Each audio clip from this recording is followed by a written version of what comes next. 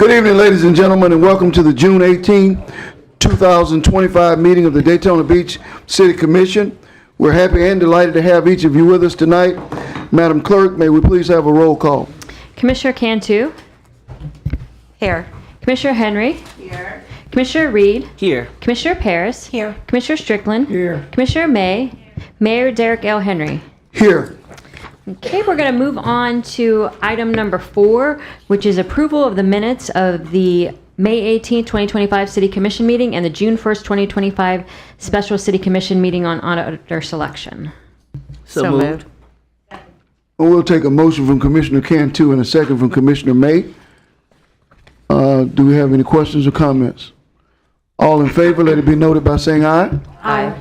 Those in opposition, same sign. This motion carries 7-0. Now move on to agenda item number 5. If our city manager will give us our agenda approval, if we have any changes, he will address them. Yes, Honorable Mayor, Commissioners, item 8B, we're asking for it to be pulled and rescheduled for July 2nd. City Attorney's Office settlement of Latara Colay versus City of Daytona Beach. Item 8D, City Manager's Office Mayoral Zone Support Fund distribution. Add $400 for the Juneteenth Festival Group, Inc. from Commissioner Juanita May. Add $750 to SBM, Inc. for empowering BIPOC youth from Commissioner Ken Strickland. Add $1,000 to the Volusia Recovery Project from Commissioner Ken Strickland. That concludes the changes for tonight's agenda. Did you and me not give that? All right, do we have any questions or comments? Last week. All right, all those in favor, let it be noted by saying aye. I don't. I didn't get a Oh, motion. didn't get or a second. motion, my bad. Ready to go. Do we have a motion to approve the agenda? Changes. Yeah, okay. We take a motion from Commissioner May and a second from Commissioner Cantu. All right. All those in favor, let it be noted by saying aye. Aye. Those who are opposed, same sign. This motion carries 7-0. Okay, we're going to move on to item number 6, which is our presentations. Item 6A is a presentation from the Second Harvest Food Bank.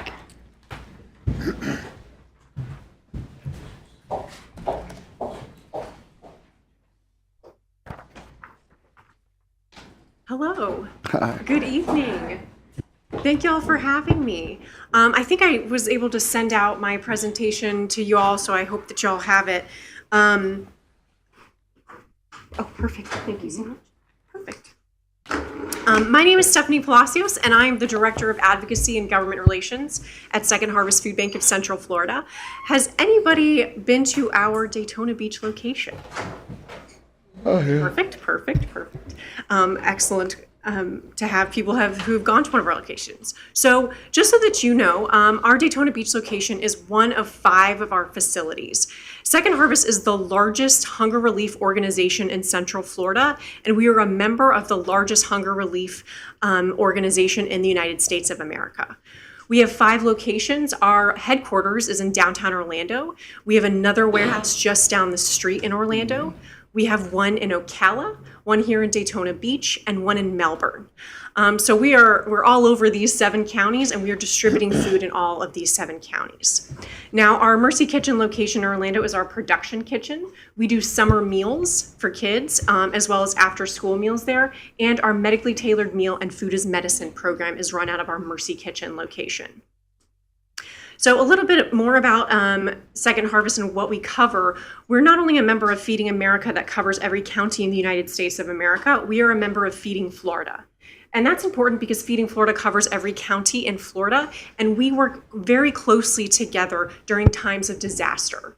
Our warehouses here in Daytona Beach, as well as in Melbourne, are essential to disaster response. We are not first responders. However, as soon as roads are safe, our trucks hit the road. We have 25 trucks, and they hit the road every day, and we want to make sure that they hit the road as soon as possible after disasters to support neighbors who are food insecure or neighbors who may have lost everything in their pantries or refrigerator after a hurricane. So we work with the state. We actually hold state commodities in all of our warehouses as well. So what is the scale of what we do? So Second Harvest last year distributed over 82 million meals in Central Florida. Wrap your head around that big number. 1 in 8 Central Floridians is food insecure, and 1 in 6 of those individuals are children. Right now, we are distributing over 300,000 meals a day. This distribution level is higher than it was in 2020 and 2021. We are seeing the need grow at every single one of our pantries. And we have about 870 community partners who distribute food throughout Central Florida. In fact, we have one in here with us today. Our community partners are anything from a shelter, a food pantry that has a warehouse, or a food pantry that's the size of a closet. We have community partners who are healthcare partners as well. One thing that we do, and we hold a contract with the state, is we provide nutrition education, SNAP education, in all 7 of our counties. So we have about 20 locations that happens here in Volusia County. And that includes cooking demonstrations. So how do we do this? Where do we get the food from?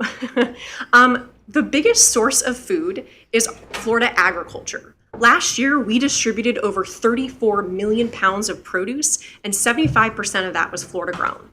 Our relationship with Florida agriculture is essential to how we support our neighbors who are food insecure. Additionally, we get food from any major grocer that you can think of. Last year, our biggest donor of food was Walmart. Our 25 trucks hit the road every morning and go to probably your Walmart or your Publix and pick up food. Let's say that you are at Publix and you see some ground beef and you see that's approaching its expiration date. Well, you and I are probably not going to pick that up to buy it. However, if they freeze that, that stops it from going bad as quickly. We will go pick it up in one of our 25 refrigerated trucks and distribute it out to the community, because Second Harvest values limiting waste as well. We want to make sure that this food that is good, nutritious food is going out to our neighbors who are food insecure. Additionally, we purchase food on a large scale. When we're working with our small pantries, they don't have the ability to purchase a semi-truck worth of food. We do. So we'll purchase food at a large scale, and pantries can purchase from us usually at a lower price. And then food goes through our partner feeding programs, so our smaller nonprofits that are affiliated with us, and then they go out to families, kids, and seniors throughout the community. Now, beyond our traditional food distribution that you think of at a food pantry, what else do we do? One interesting program that we have is our school partnerships program. And this is something that we're hoping to expand here in Volusia County. We currently only have 4 sites in Volusia County, and we would love to have more. This is where we have a farmer's market style pantry on campus at a school. This is run by students, so they're learning how to order food and support their fellow students with dignity in a food pantry setting. Additionally, we do, like I mentioned, our summer feeding programs. That's really important. I'm sure you all hear this from the school board as well, that sometimes kids, when they're home for the summer, they're not getting the nutrition that they need. So Second Harvest plays a large role in that as well. Our mobile food distributions, you may have seen that, where one of our semi-trucks shows up in a parking lot and distributes food to about 600 families. We do about 3 of those a day in our 7-county service area. Health and hunger strategies, I mentioned how we focus on food as medicine. That emphasis on produce is really important to our health and hunger strategy work. Now, Volusia County. In Volusia County, we have 92 partner agencies. And like I said, these partner agencies are anything from a shelter to a small food pantry to a larger food pantry. And last year, we distributed over 7 million meals in partnership with our feeding partners to Volusia County residents. That's a big number, 7 million meals. And we hope to do more next year. Our nutrition education sites, we have about 20. Another program, which is close to my heart because I manage them, is our SNAP outreach program. So we provide here in Volusia County help for neighbors to register for SNAP benefits. And this is unique because Second Harvest is one of 3 organizations in the state that has a contract with DCF to not only provide assistance for the application, my specialists are out in the field doing the very first interview on behalf of DCF. We monitor the application all the way to completion. Our approval rate is about 89%. The state's approval rate is about 61%. The newest thing that we have that is here in Daytona Beach as well as throughout Volusia County is our new mobile market. This is in partnership with the Volusia County Department of Health, and it is funded by the USDA. This is a produce prescription program. So Volusia County resident or Daytona Beach resident would have to go to the Department of Health, and one of the physicians there would refer them to this program. They would receive free produce from our mobile market truck that you see there. And then we will help the physician monitor what they're eating and what their health outcomes are. Again, this is a brand new pilot program that we're just starting, which is pretty exciting because it's only here in Volusia County. And we're hoping to expand it more, but we'll hopefully be able to share with you in the next year some of our outcomes from this as well. And I wanted to be brief, but that is just a brief overview of what the food bank does here in Central Florida and Volusia County. If you would like me to come meet with you separately to give you a little bit more of an in-depth look at what we're doing and talk about how we can be a better partner here in Daytona Beach, this is my information. I'm happy to come up here and chat with any of you or all of you whenever you'd like to have me. Thank you. Thank you. Appreciate that. Do Stephanie, you know the names of the schools that you use? I do not, but I can find out for you. Okay. I appreciate that. Yeah, I can do that. and before you leave, Yes. I want to come down.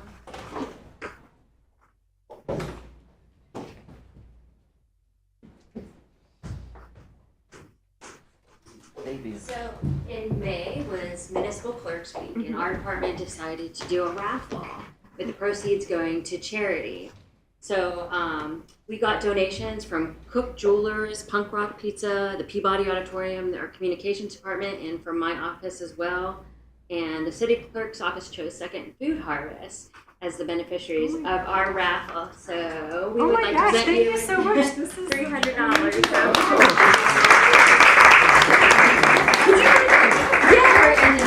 We'll send it to you. I'm going to have you stand in the middle. perfect. I'd love to have pictures. Let's not do the microphone. You should be behind it. Let's make the check a little lower. Social media, you gotta. All right now. 1, 2, 3. One more. Beautiful, thank you.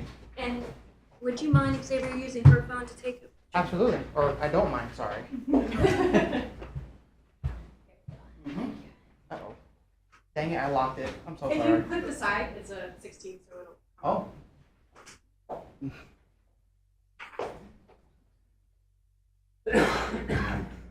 One more. No, I got it. Perfect. I'm sorry, one more actually. What you do? Cool, thank you. Yeah, I ain't trying to change. They just did the update the you mind other if I day, come? and I'm like, I don't even, can't keep up. Thank you so much.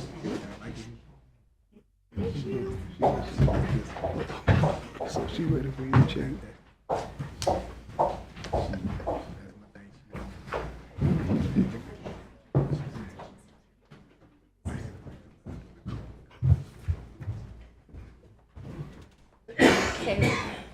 We're going to move on to item 6B, Keep you away. which is the Public Works Department Beautification Tree Advisory Board Awards. A member of the Beautification Tree Advisory Board to present.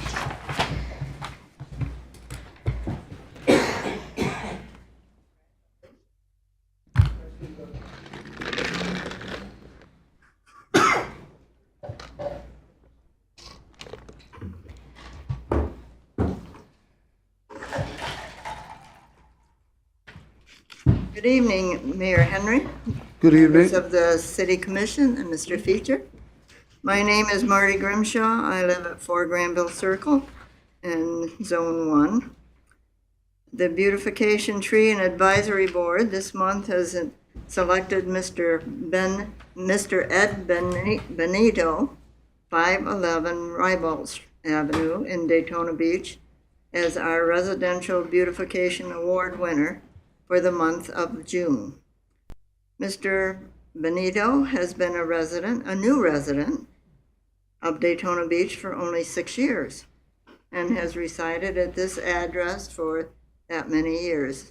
Interesting factors, the house was built in 1926 and will soon be celebrating 100 years. The previous owners had had a beauty shop in the basement. Mr. Benito takes care of all the landscape maintenance and beautification, the types of trees, shrubs, and plants used for Beautification include Whitebird of Paradise, Robellini palms, hibiscus, arabicola, bougainvillea, Washington palms, and Indian hawthorn. He really is a credit to his neighborhood. It's a beautiful home, and he maintains it well. City Commissioner Juanita May will present his award.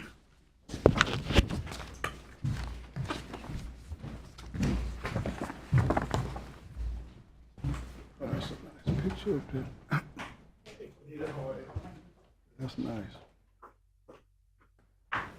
I just wanted to take a moment to say thank you on behalf of the commission and the residents in your area for taking pride in your landscape and your property and just helping to uplift the entire community with beauty. Well, Thank thank you, you so thank you. much. It's really good to be acknowledged. Thank you. Yay, good, Thank you. thanks.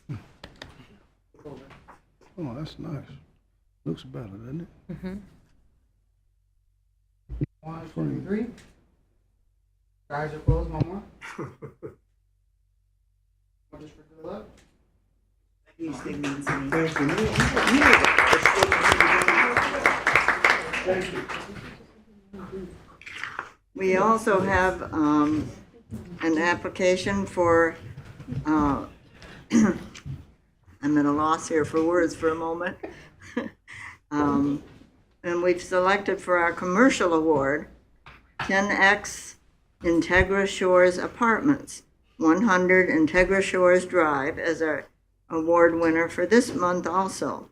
10X Apartments was built in 2008 and offers luxury 1, 2, and 3-bedroom apartments, multi-family apartment homes located near the heart of Daytona Beach, near the shopping plazas, which are only 3 miles away. Some of the amenities offered are resident clubhouse, fitness center, picnic area with tables and grills, pool, billiard, entertainment room, and park for pets. Types of trees, shrubs, and plants used for beautification include magnolia trees, oak trees, maple trees, water pines, and tons of annuals. When I visited this property, it was absolutely gorgeous and a credit to our community. Mayor Derek Henry will be presenting the award, and we have 2. Okay, come up and receive, please.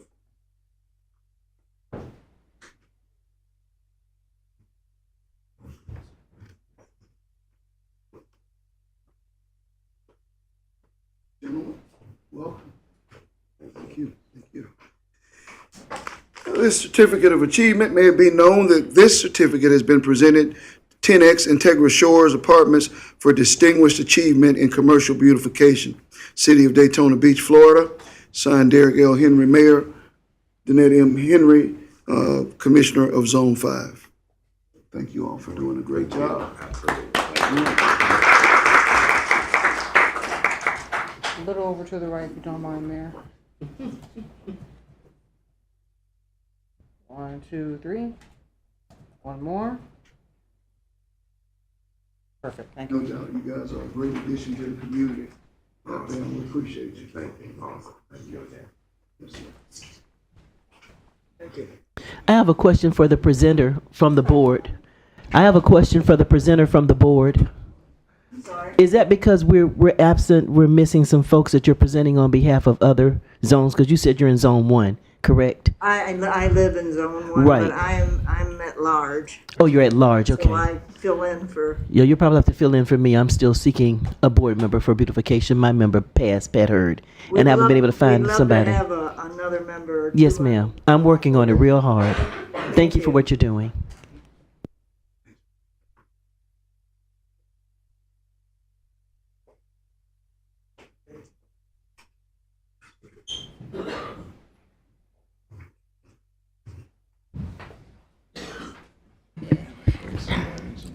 We're going to move on to item number 7, which is our citizen comments. During this time, citizens have the opportunity to address the City Commission on any item on the consent agenda. And I have one speaker so far, Miss Sandy Murphy.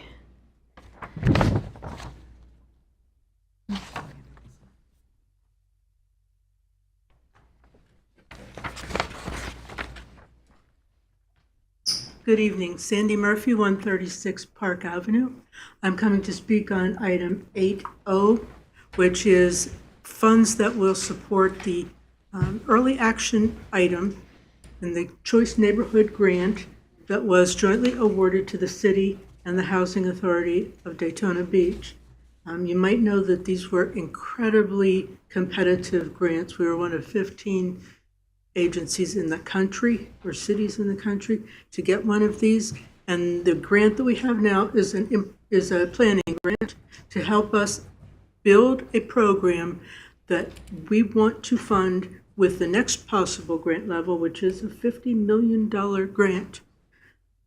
These are all activities that we've centered on Midtown in the 32114 area, which we all know is the area of greatest need in our community. And the idea is not to just build housing, but also to build community, to build job opportunities, and to make lasting change in that neighborhood. And so what we're asking for you to do tonight is to approve our planned early action activity, which is one of the required steps as we go towards applying for the implementation grant. What we're proposing is a pedestrian linkage between the current public housing areas and the Dickerson Center, which so many of our residents use on a frequent basis, not just for safety reasons, which are important, but also to build a path that recognizes important members of the community, folks who've contributed to Midtown through education or public service or civil rights. And so part of that pathway will be recognizing those individuals, and that will continue to go on over time. So asking for your vote in support of that, and we're really looking forward to doing some big changes in Midtown. Amen. Thank you. Thanks for serving on that board. That was my only speaker for the consent agenda. I move that we accept the consent agenda. All right, we have a motion from Commissioner Reed and a second from Commissioner May. There are no additional questions or comments. All those in favor, let it be noted by saying aye. Aye. Those opposed, same sign. This motion carries 7-0. Okay. We are going to move on to item number 9, which is our public hearings and quasi-judicial hearings. Item 9A is Growth Management Planning Department, First Amendment to Waypoint Planned Development General. This is an ordinance on second reading, public hearing.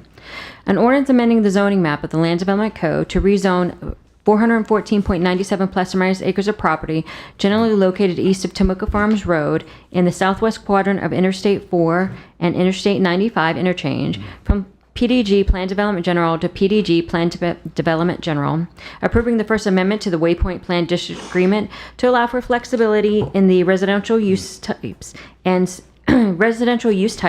add self-storage and recreational vehicle storage uses, and revise the development standards, authorizing the mayor and the city clerk to execute the First Amendment and providing an effective date. So moved. We have a motion from Commissioner Parrish and a second from Commissioner May. And I do have one speaker, Mr. Mayor, Ms. Kim Conway.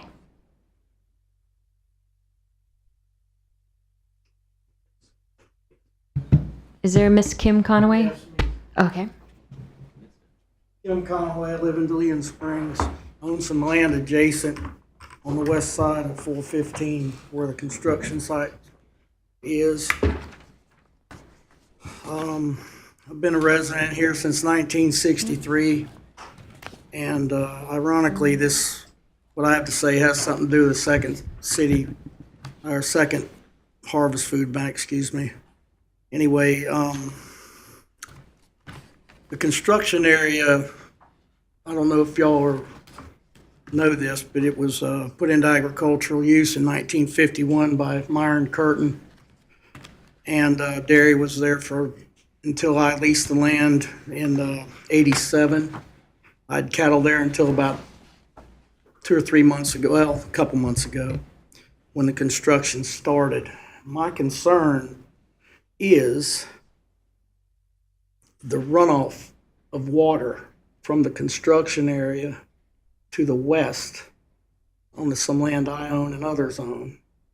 The natural flow, I was being on that land for 38 years. I know quite a bit about it.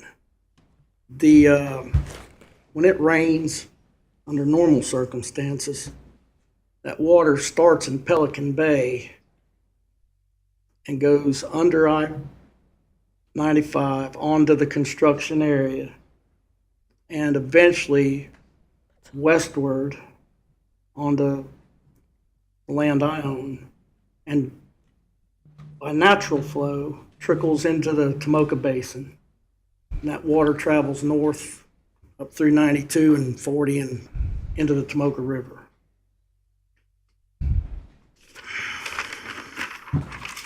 All right. That's natural flow of water.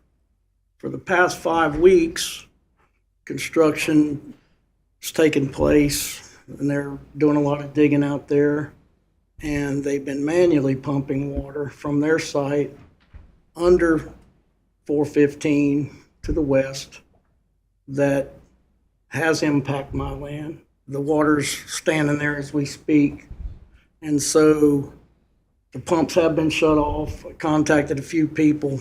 I don't know the proper procedure or what happened, but they have been shut off at the moment. But my concern is when you add the number of residences and you're asking to increase the number of people or the number of rooftops in this area, that's going to mean to me that that water is not going to be absorbed naturally and go down to the aquifer. I'd like to be assured that that water is going to be contained on this area of the construction site. Is that it? Yes. Go, you have, how much more you got? Well, Let's go ahead. I'd just like y'all to take that into consideration because I'll just have a few things. My family's in the cattle business. Very few agricultural operations left in this county. And I'm afraid if that water containing any kind of contaminants goes into that soil, it may render it, if the pH levels are adjusted up or down, I may not be able to grow grass for the cattle, crops, and that's my concern. So I appreciate your time. Thank you. And that was my only speaker on this item, Mr. Mayor. Mayor, can I hear from Joey?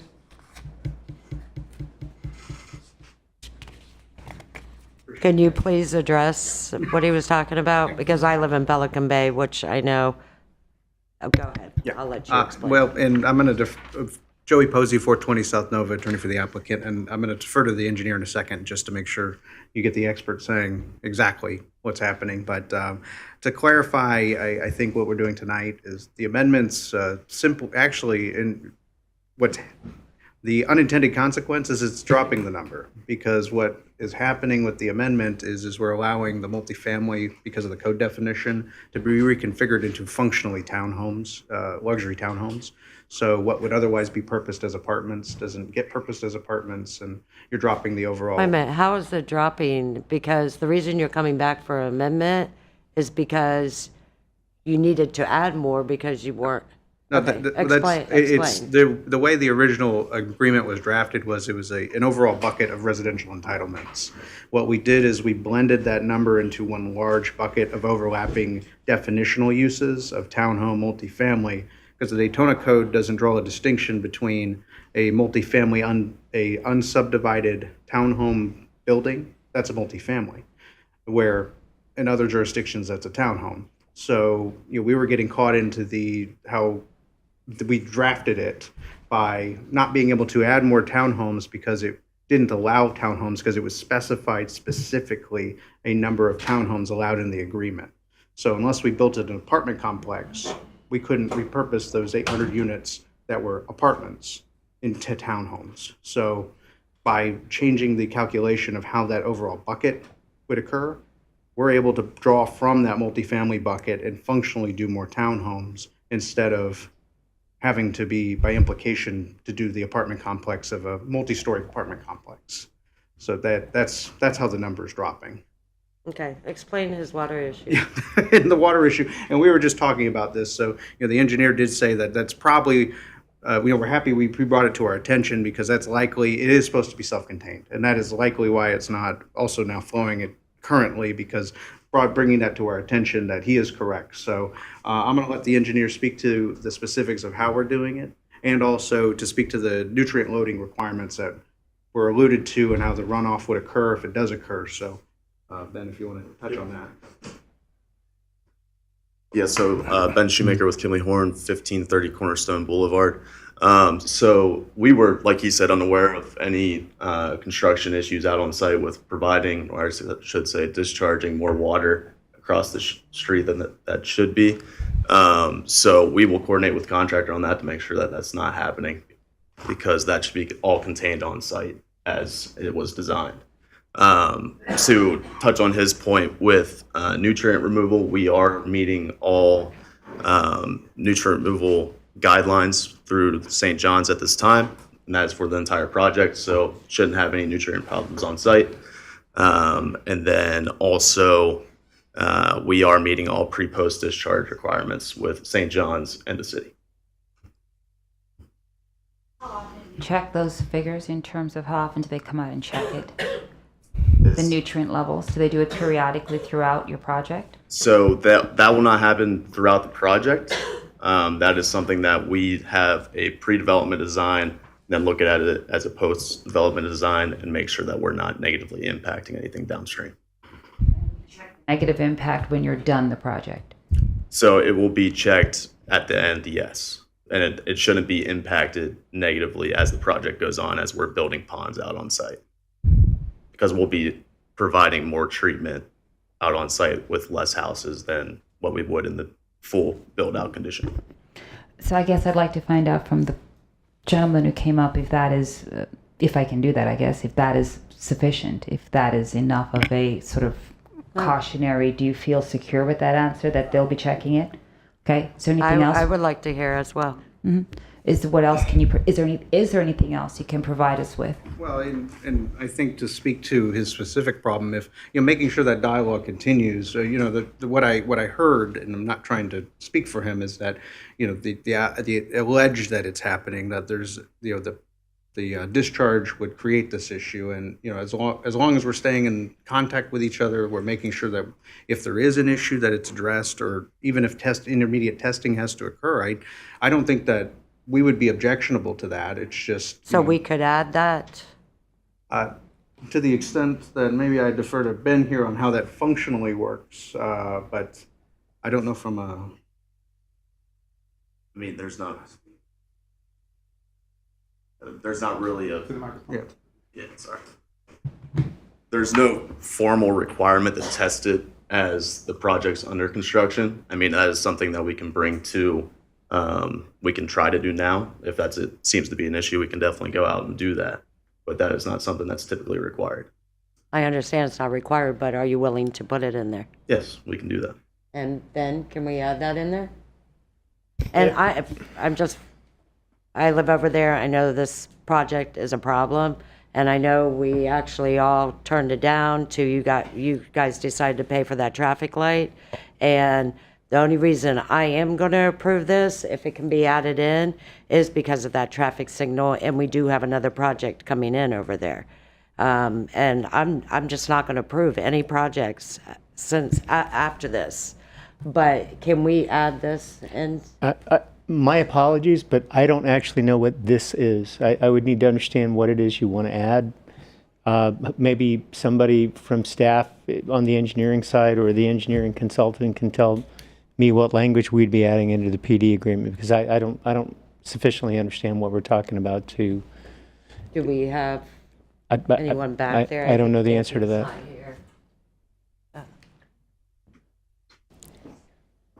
Is Shannon back? Shannon's back there, but I don't know if Andy's not here. No, Andy's not here.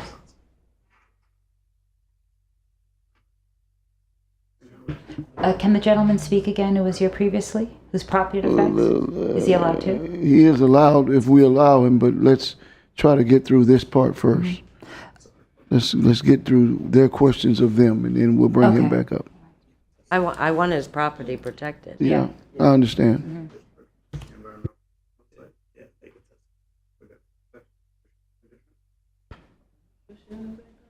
She was back there. She was, I thought. I think Dennis just went back there.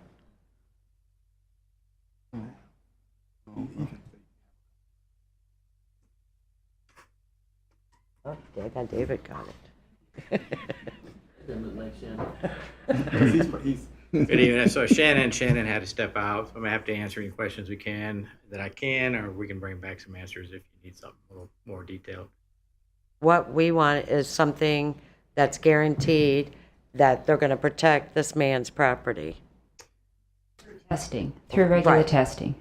Well, I mean, their permit with the Water Management District would require it. Their engineering design would obligate it. There is some testing mechanisms they can do. They can hire a geotech type consultant to monitor the outflow, outfall of water. If there is any leaf in the site, it shouldn't leave the site. And that was maybe, again, Joey Posey, that was what we were just talking through. Anytime that we're proposing a discharge, that we have the environmental scientist or whoever the appropriate consultant is, come out there and do the test and make the representation that it's meeting the requirements as for the nutrient levels. So outside of that, that's I think My best question, assurance you can get. Yeah, I think my question, if I'm understanding correctly, is that you're talking pre and post testing, correct? You're referring to pre and post testing. Is that what you're referring to? This could happen at any time. It can happen at any time. My suggestion is that any time there is a discharge proposed, though, because it should be self-contained.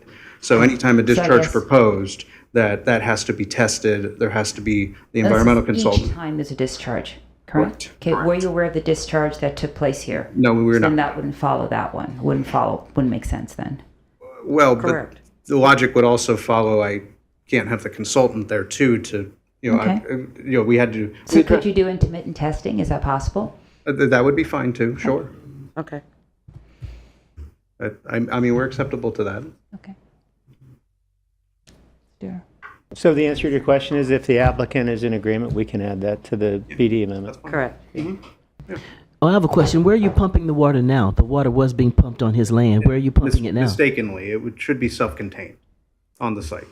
Should be. Well, it has to be. It's just in this circumstance that the engineer was unaware of, that wasn't occurring, and it was addressed once we made aware of it. Okay, so it's under control now. Yes, correct. Okay. Okay. Can they? Yes. Yes, sir. Thank you.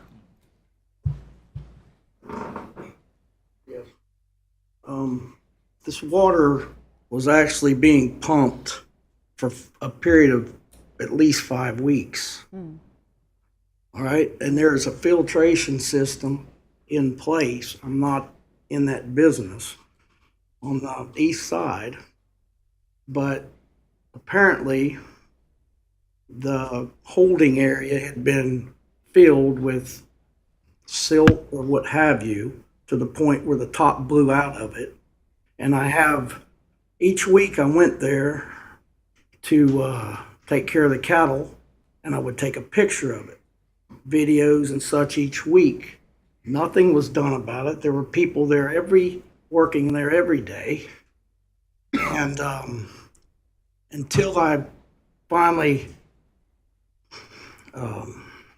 contacted St. John's Water Management District in Jacksonville, they sent, after about 5 weeks, they sent them, 2 people down there last week and met with me.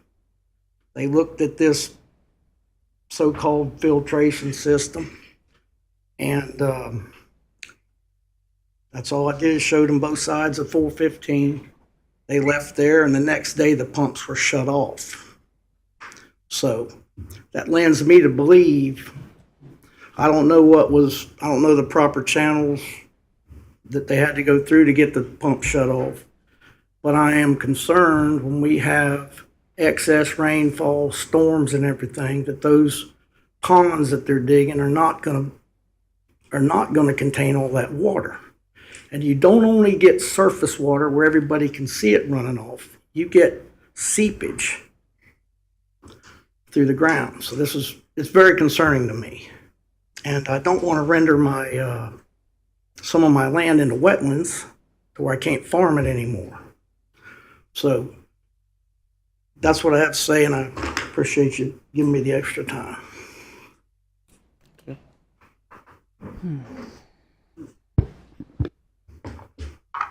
Joey Posey again.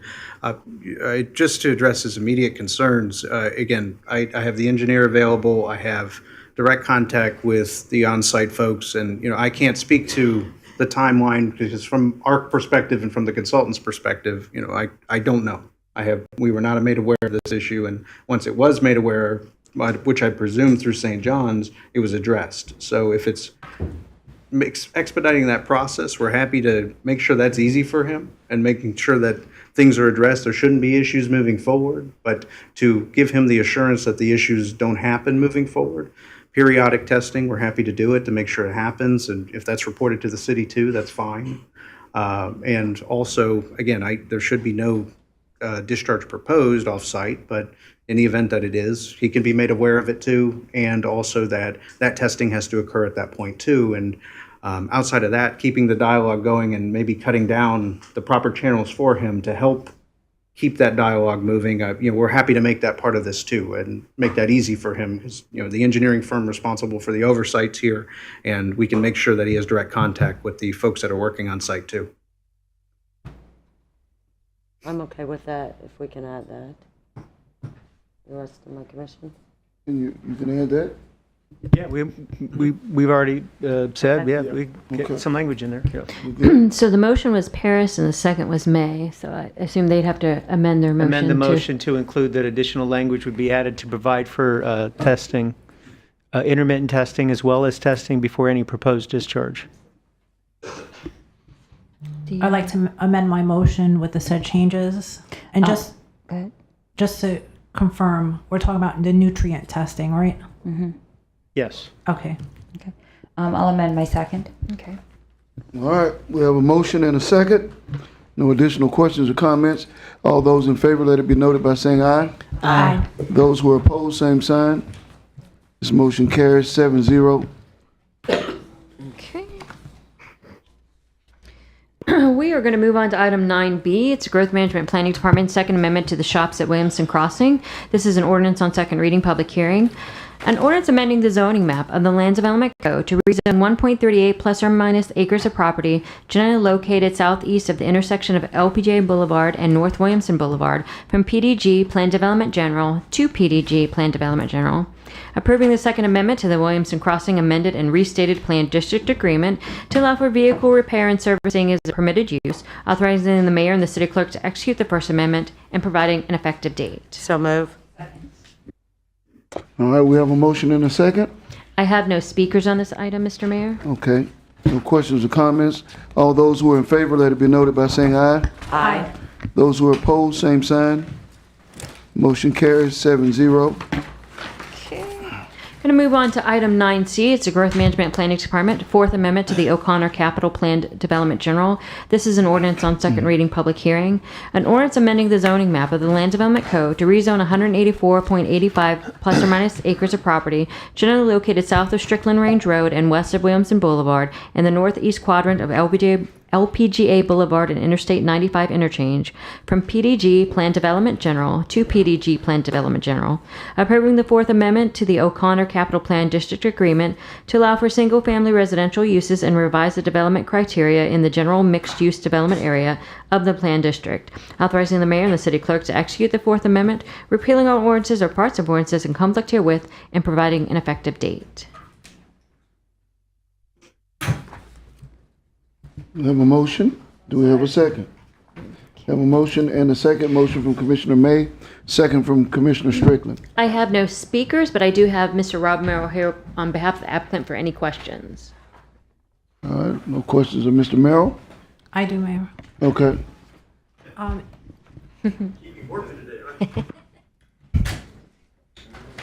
They get their pay, that's right.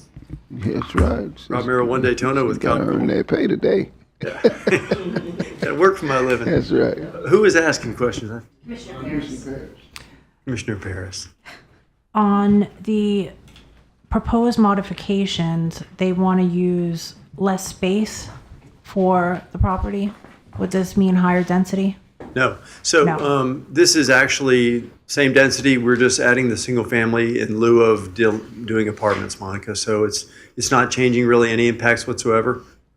This is just, we should have put single family in there to start with, I think, but we've got some people looking at it that want to do single family. So it's just a different form of residential that's going to go there with no additional density. Well, but are you also asking for an accessory setback instead of 7.5 feet? You want 1.5 feet? No, so in terms of the development parameters, and Dennis can address it if you like, there weren't any development parameters because we didn't have single family as a use. So we're adding that now, and to the extent that it's being done with some different setbacks, I think it's in line with the other setbacks for that. Is it townhome, would you call it, product that we're bringing forward potentially? Jessica's got the details on the actual numbers if you want to talk about each piece of it. For the record, Jessica Gao, Couple Law Firm, Daytona Beach, Florida. The 1.5 is called out as the smallest setback.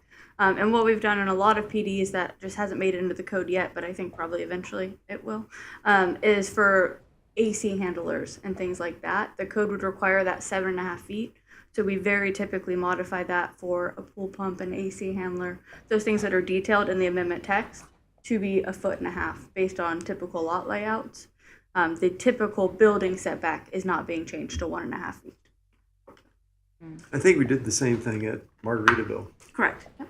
Yeah. The specialty setback. They just built their last house, I think. But it seems to be going says pretty here well. that our LDC requirement is 7.5 feet, and the proposed modification is 1.5 feet. So It's for accessory, like air conditioning. are you asking for 6 less feet? Yes or no? For the AC handler, For the yes. AC handlers, and they offset them. Like I said, that was the same variance or waiver that was done for the Margaritaville project, which is built now. And that is It's doing on pretty well. page 4 of the amendment. So air conditioner handlers and generators are the 1.5 feet and pool pumps. Then it goes back out the swimming pool shell and things like that are 6 feet, 5 feet. So they're all outlined in there.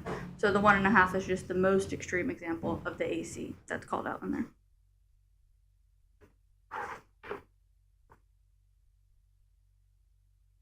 They got it? Okay. What do you think? What do you say?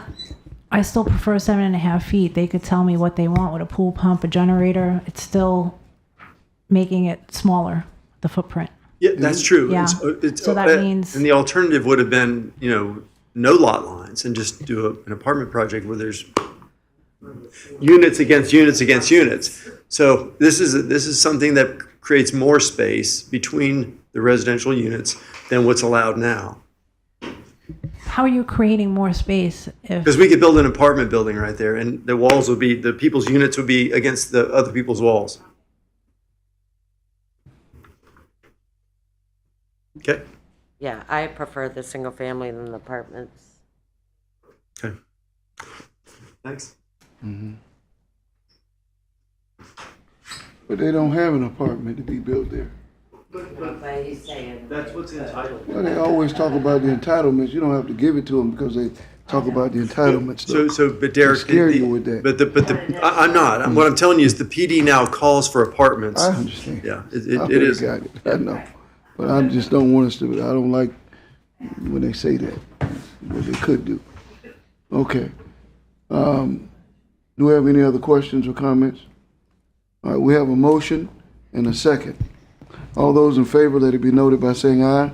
Aye. Those opposed, same sign. no? Motion carries 6-1. Thank you. Whoops. Okay, we're going to move on to item 9D. It's Growth Management and Planning Department, 7th Amendment to the Daytona Auto Mall Planned Development. This is an ordinance on second reading public hearing. An ordinance amending the zoning map of the Land Development Code to rezone 1.38 plus 29 acres of property currently located at southeast of the intersection of LPGA and North Williamson Boulevard from PDG to PDG, approving the second amendment. So this is the wrong resolution. Completely. Hold, please.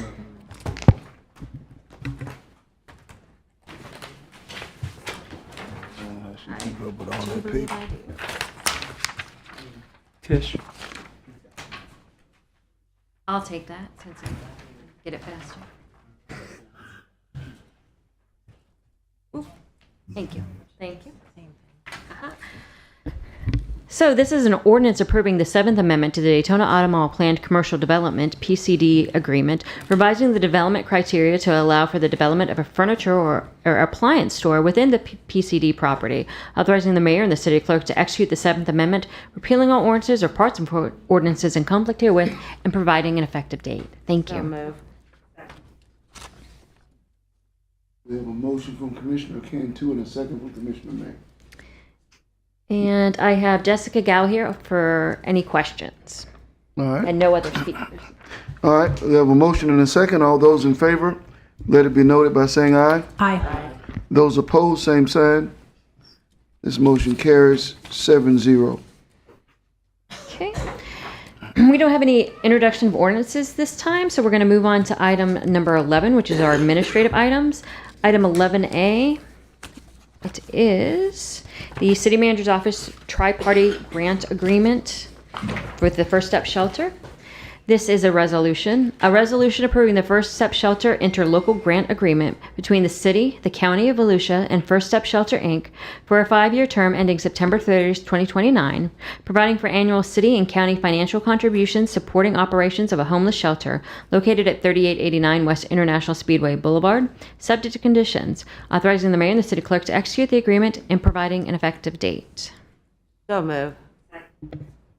We have a motion and a second. And I do have Victoria Fallberg here on behalf of the shelter, and then I have 2 additional speakers.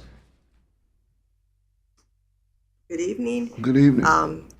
Victoria Fallberg, First Step Shelter Executive Director. I just wanted to say thank you for, I think it was last October or November, for passing the $400,000 for this year.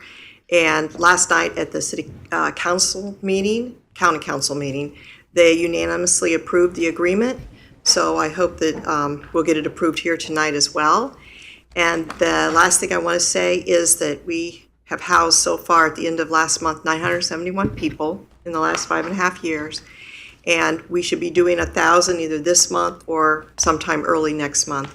So we're planning a big sort of party to celebrate at the shelter. September 21st is a Sunday from 1 to 4. And we are planning to invite the whole, all the communities that participate with the shelter. And it would be especially important to us to have all of you there who have gotten it started and nurtured it to the point that it's at now. So again, I just want to say thank you, and I hope you'll support this. Thank you. My additional speaker is Mr. Jim Cameron, but he waives his time in support. And then I have Don Nicholson.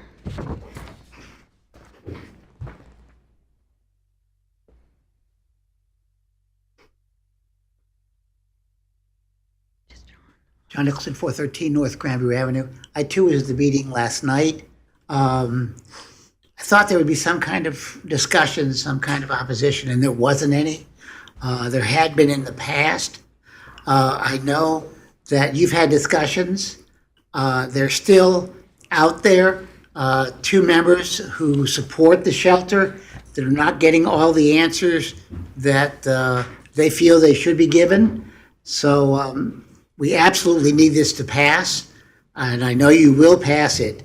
But I do request that you guys make sure that all the answers that the public asks of the First Step Shelter gets answered to their satisfaction. Thank you. That was my final speaker on this item, Mr. Mayor.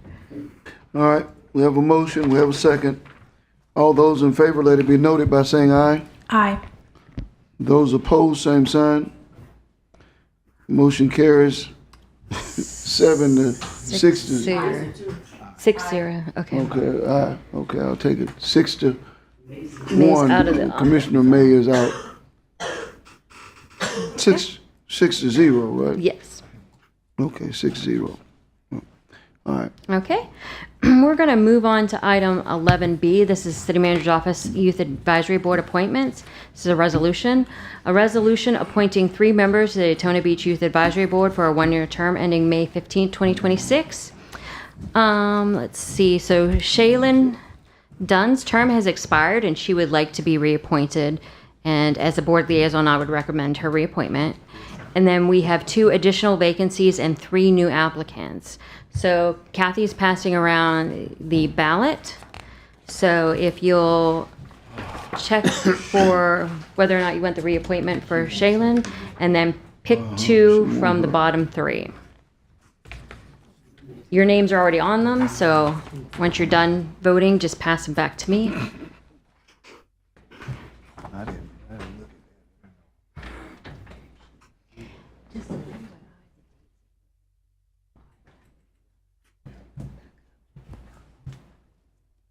Put them in the order that they applied, yeah.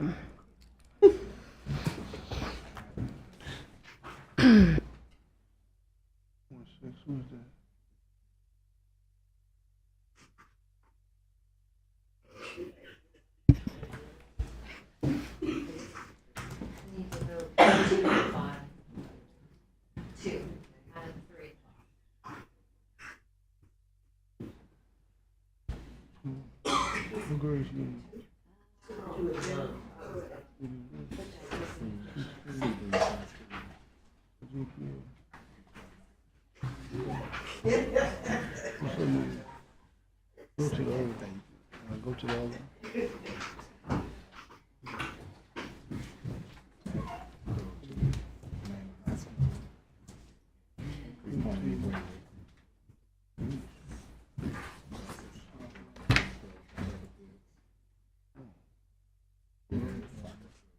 I want all of them.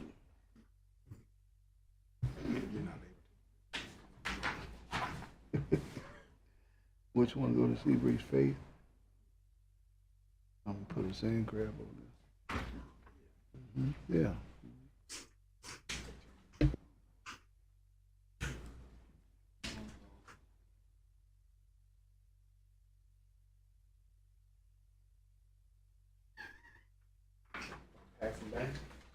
I think I have them all. So we'll just. Okay, we're going to start with Mayor Henry. He did select Shaylin for reappointment, and he picked Mia Glover and Faith Baldwin. Okay. Commissioner Parrish, Shaylin Dunn, Faith Baldwin, and Kayla Knight. Commissioner Strickland, Shaylin Dunn, Faith Baldwin, and Kayla Knight. Commissioner Cantu was Shaylin, Mia Glover, and Faith Baldwin. Commissioner Henry was Shayla. Oops, I did that wrong. Commissioner Henry was Shaylin, Faith Baldwin, and Kayla Knight. And Commissioner Reed was Shaylin, Faith Baldwin, and Kayla Knight. So Shaylin got 6. 6. And the second was... So can I have someone make a motion to reappoint Shaylin Dunn and to appoint Faith Baldwin and Kayla Knight? So moved. All right, we have a motion. Excuse me. We have a motion and a second. All those in favor, let it be noted by saying aye. Aye. Those opposed, same sign. Motion carries 6-0. Thank you. We're going to move on to item 11C. This is the Utilities Department, GPS Civil Construction, Inc., Contract 2538, a resolution. A resolution accepting the bid of GPS Civil Construction, Inc. for the North Williamson Boulevard Force Main Construction Project at a cost of $1,511,715, rejecting non-responsive bids, authorizing the mayor and the city clerk to execute the contract, authorizing the return of the bid security of all unsuccessful bidders, and providing an effective date.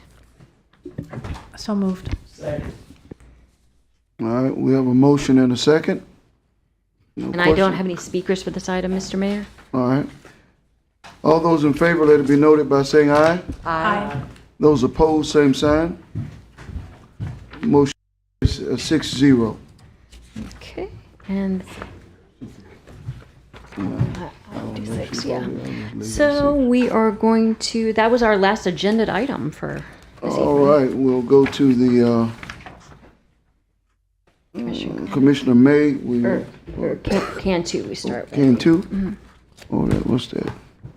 Oh, that's the CRA. Okay, Commissioner Can two. I have a couple of things. The first thing is, last year I was approached by the enlisted Association National Guard of the United States and wanted to talk about having a convention here. So Mr. Fietcher and I have been having meetings with them since last year, and actually we just had one recently as well. And we were picked to have the national convention in Daytona Beach next year over Orlando. So that's big. With the help of Mr. Fietcher, thank you. And they are asking in August, and I'll let Mr. Fietcher take over, if we can come and be a keynote speaker to represent Daytona. But I'll let you go ahead and take over on that. Just want to really applaud the work of Commissioner Cantu.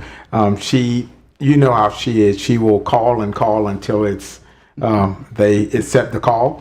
But they have asked for us to come and provide the keynote at the conference to announce that they are coming to Daytona Beach.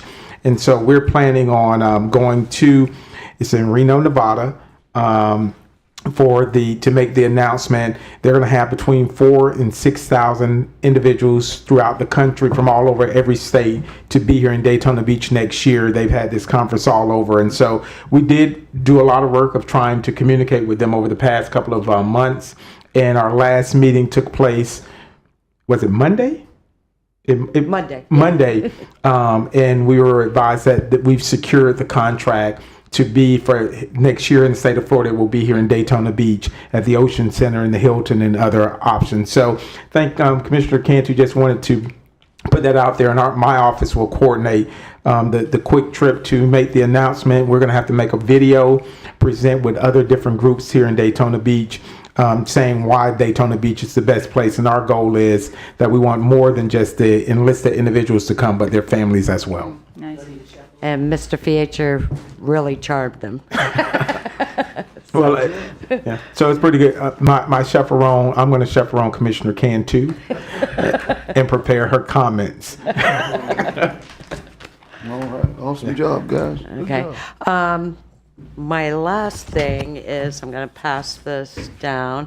It's regarding the city auditor. Let me get my notes. Take one and pass Take it one. down.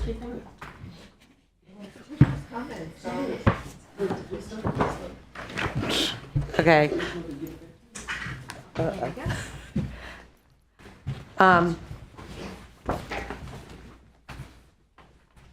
So what is going on? I know Jim Sexton from HR, Mr. Gross, and myself, we have been talking to the city auditor that we selected. And I'm not in agreement of what he's asking for. And you will see some, well, first of all, we offered him around $135,000, and we were going to let him live anywhere in Volusia County. Does not have to live in Daytona Beach. We were going to let him live. Wow. But some of the other things that he was asking for, but he was like, no. He thought it was an insult asking him, but it was comparable what everyone else is paying. So I did go back and say 142.5. No. And the highest I went was 150. Still no. And you'll see right here where what he's asking for is 180,000. He kept bringing up the city manager's salary, but he actually has 1,000 employees in different departments. So the salary he's asking for, he was asking for 192. I was able to get down to 180, and he's not budging. Yeah, and if you see, he thinks a 75%, what is 75 for auto allowance, and I said, well, all the departments are within the building or drivable, and no, he wants what the manager has. He wants, yeah, he also wants, but I don't make the final decision, so that's why I'm bringing it back. He also wants, what was it? Oh, we were going to pay 100% for health and dental.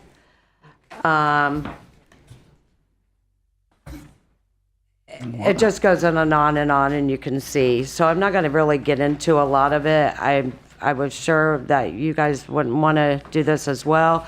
Now, the Volusia County Internal Auditor for the Volusia County is $155,000. And what is funny, he says he will be doing more than the county internal auditor that reports to the county council. And our budget is what, 389? The county budget is $104 billion. No, 1.4 billion. Oh, well, 1.4 billion. Yeah, so there's like, all right. I mean, I just don't want to go on and on. You have it in front of you. The severance pay, he wants it with the county manager as well. You mean the city manager? I mean, the city manager, excuse me, as well. So, and I did tell him, you know, and you get a raise, I think in September.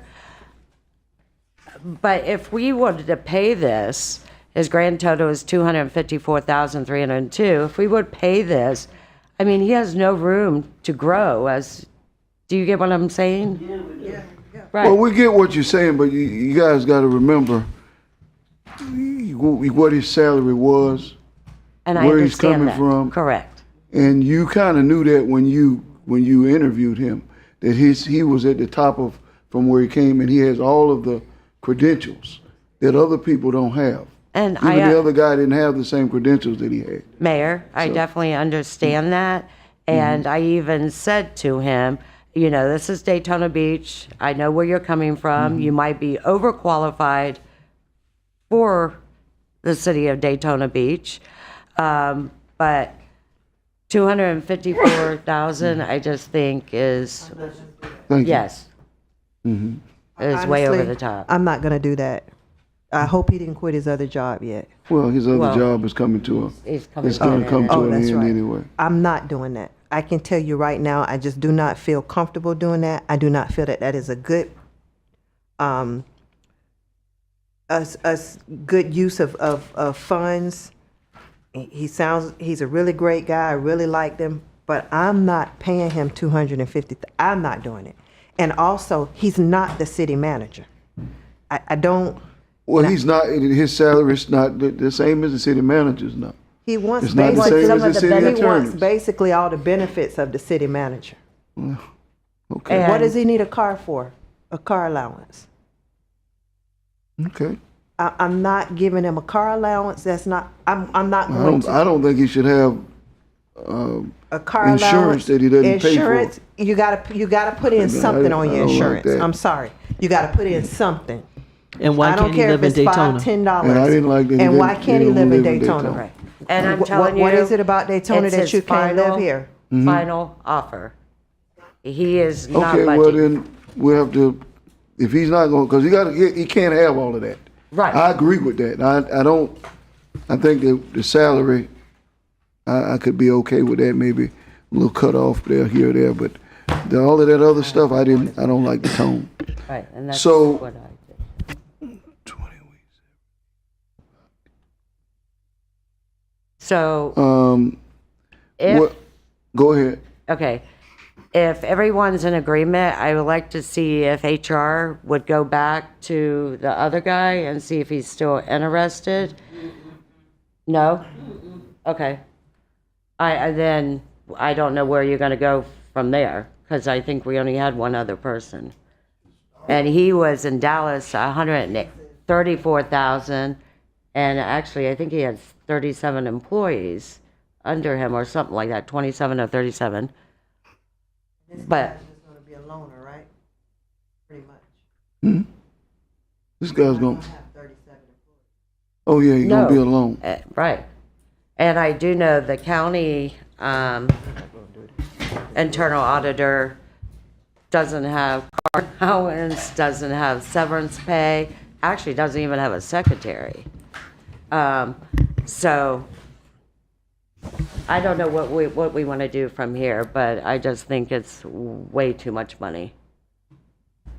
Commissioner Cantu, I just had a question because I know that we had a salary range that we provided. So I'm just a little, What was the salary range we I want to provided? say it was 150 to 200, but that was like all into my knowledge. No, it wasn't. It wasn't? The salary No. range listed was the same as I believe is listed for assistant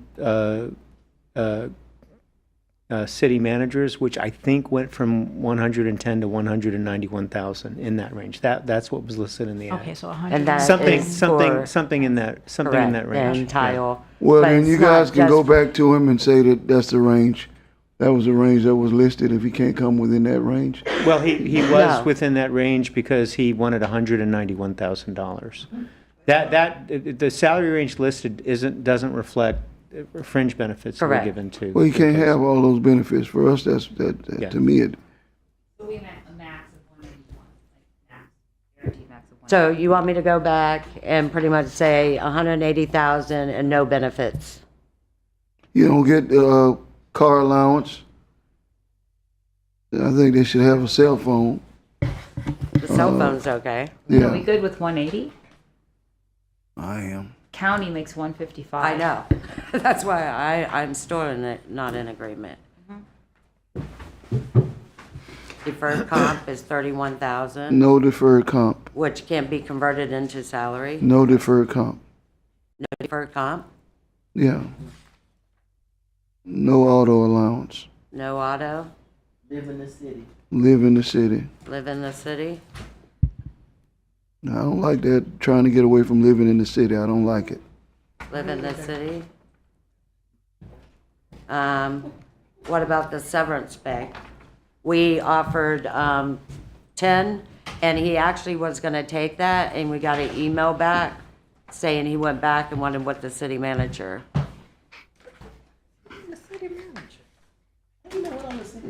Because he looked at Well- the city manager's contract and the city attorney's contract.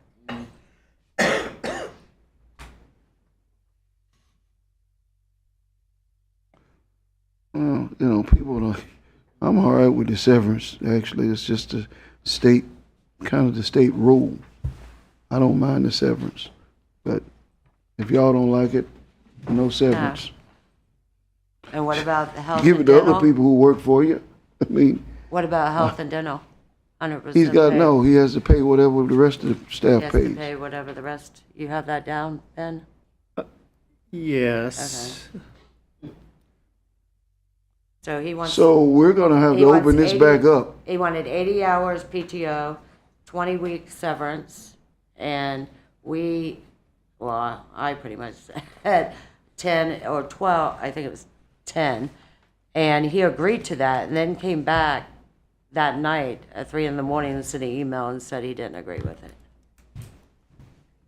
So He did. I'm trying to understand, do you all want to terminate discussions with this candidate or send him back? You just send him back a final offer if he doesn't want it, and we'll terminate. So the motion would be to offer him a $180,000 salary. No, I'm not in agreement. I don't think Commissioner May or Commissioner Henry is in agreement. Well, what's y'all agree? What y'all want? 150 is the highest I would go. Okay, well, you know you're not gonna have him, so you know. I'd like to hear from some of the other people Yeah. as far as salary, because I too think about 150, 160. Yeah, that's what y'all want. Sorry, 160, 175, and I'm just, upset that the consultant didn't explain all of this to them before. Oh, It doesn't. if it's written there, he knows the salary range. Okay. But you're gonna have to negotiate. He knows. You have to negotiate. If So- he's able to save us all this money, then maybe I'll reconsider next year. Agree. I'm kind of at 155, county versus city. I just gotta go there. 155? Yeah. Well, I'm 155. You're 155? Well, you're last. I'm 155. I'm a little higher than you guys, but that clearly wins out. 155. okay, so, Please. Where's the manager? so Time with to the call motion, Colin. I'm sorry, would the motion on the floor be to send back a final offer of $155,000 a year starting salary, participation in the FRS pension, but not deferred comp, no car allowance, but a standard cell phone allowance? Is it the cell phone Yeah. allowance listed here? Yeah. Why not? Okay. Participation in employee health, dental, life, under the same terms as other general city employees, Correct. Yeah. as well as personal leave under the same terms as general city employees. Do you Yes. include a 20-week severance in that offer? No, No. no. Y'all, Do you y'all really include? hard on this person. This is a highly professional person. Now you guys are. This is $160,000 is That's highly it, right. professional pay. And we're not taking into account when you add up the benefit package. What Yes. does that come Correct. to with dental and all this? What does that come to? And he applied to us. We didn't apply to him. He Yes, knew we where he did. was We apply to applying. each other. It's a mutual reciprocal process. You Yeah, have but to he want knew what the person. salary range was. Exactly. Okay. Well, you So guys, do you want to include in the offer any severance package? Hmm? A severance package 10. would apply under a contract if 10. I wouldn't come here for that. Yes. 10. 10. Yeah. This is your base, and then with the addition of all the. I wouldn't be able to do that. I would I can would give need you assistance. a copy with the salary of 150 already. That's with auto allowance and everything, so you can subtract that. Do you want to? I'm not the math guy, and Okay. I think those Well, I'm sorry if I can. Those numbers are based on page 2 of your document, Commissioner, on the full value of the city's payment of the premium for health and dental. So I don't know what that would change to if it's an employee payment. So right, I think if Jim Sexton were here, I think he would say that typically the total cost of employing an employee is around 1.4 or 1.5 times their salary cost. So that 0.4 or 0.5 represents the additional benefits typically given. But I'm reluctant to speak for Jim, but I think that's what he would say. I think 155 is being very fair.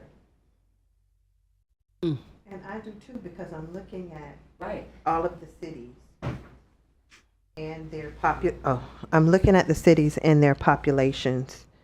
And yeah, if he can get somewhere, he can get $254,000 benefit package for a city of our size, then I think he should take that. That's one heck of a deal if he can get that somewhere. I just honestly don't even. He's got to tell me somewhere You else guys remember, that he can get it. He can get two something of the like other that. candidates in the middle of the interview process got other jobs. And I'm not saying that you don't cut something off, but somewhere along the line you got to realize that this job pays if you have the level of experience that he had. We attracted 4 very well qualified people who were well paid, and he probably had the best experience of all of them. He got no job because the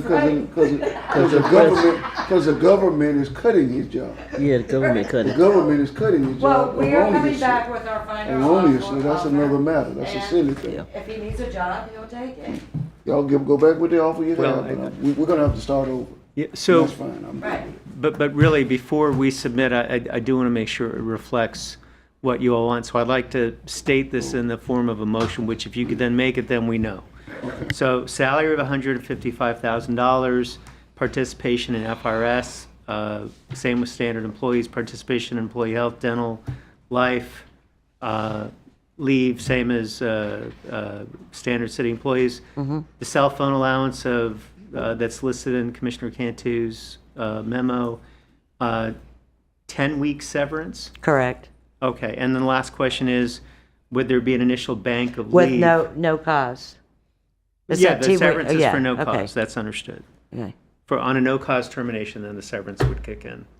And then the only other issue is, Oh, and he has to live in Daytona Beach. has to live in Commissioner Daytona Henry. Beach, and did you want to provide an initial bank of leave? He had asked for 80 hours. Yeah, as the an same initial as bank. the manager, no. No, Oh, go to that. 80 hours, what's that, 2 weeks? 2 weeks. Yeah, give him that. That's it. okay. How many hours I have banked? Well, Yeah, so he would earn annual leave the same as another employee, and the rate of annual leave goes up the more years you've been with the city. But as part of the contract, he would be given an initial bank of 80 hours of leave to use, which would then start accumulating the same as any other first-year employee. So he's gonna start out with 80 hours and then. Yes, That's what right. the request is. Okay. What you said? what'd you say? No. No, okay, I'm in agreement, no. We gotta give him some, we gotta start him off with some days, y'all. We gotta start him off with some. Y'all, and they don't pay me nothing at the county city. I'm okay with the 80 hours of Yeah, it's only PTO. 2 weeks. It's only 2 weeks. I want you to come in. I think I've heard 3 yeses and 3 nos on 80 hours bank of leave, and so I don't know. I'm a yes. Thank Give you. me 80 hours, at least I win something tonight. Commissioner Henry, were you a yes or no on Yeah, he 80 can hours? have 80 hours. Okay, so well, you can vote on it, but it sounds like by informal measure, well, I want to state it one more time. So, final offer would be $155,000 starting annual salary, standard city benefits, including pension, leave, health and dental, the cell phone allowance shown in Commissioner Cantu's memo, 10-week severance in the event of termination without cause, an 80-hour bank of leave given at the start, must reside in the city. No car. But I didn't include the car in the motion. I know, that's fine. 1 week is only 5 days. 1 week is only 5 days. If a person It's no- comes it's in no big and deal. gets sick, something happens to them, it Yeah. takes nothing to have 10 days. Yeah, I mean, I think we get that just being a little teacher. It's no big deal. get 5 days. How many? That's not enough. Okay, so, do you need a motion? I've stated it, I would want you to do a motion consistent with what I just said, so Yes. that the offer can be Can accepted. we have a motion consistent with what he's highlighted or outlined? I make a motion to highlight what we updated. Move a motion. It's good. And And then we the- need a second. I'm not I gonna think vote since I'm Strickland the was, one. I think Strickland was the You second. got to vote. I know, but I shouldn't make the motion. We have a motion from Commissioner Parrish and a second from Commissioner Strickland. All right, all those in favor? Can, Let it be. do we need to, before you vote, do we need to, if he does not accept this, what are we gonna do going forward? Does that have to be another motion here? that would be Oh, a separate motion. A separate motion? Okay. Okay, go ahead. Sorry. All right. All right, we have a motion and a second. All those in favor, let it be noted by saying aye. Aye. Those opposed, same sign. Motion carries 7-0.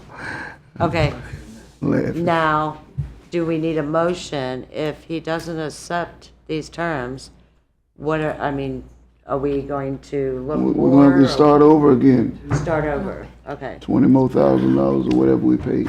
So, do we need a motion so we can, No, you won't.